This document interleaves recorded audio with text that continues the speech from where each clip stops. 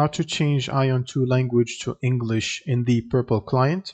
So first you will need to sign into your account and then go to the store, click on AION 2, and then click on View in Purple for PC.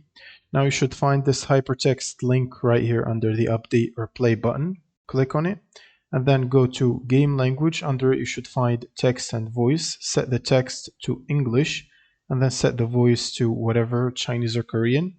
Currently it's not available in English for the voiceovers, I think. So only the client text can be set to English. Now once you set it to English, you can simply wait for the game to finish downloading, and then once you start the game, it should be in the English language. And if you still haven't signed up or you don't know how to sign up for AION 2, you can check the previous video in the channel. That's pretty much it for this video. Subscribe if you found this helpful, and see you in the next one.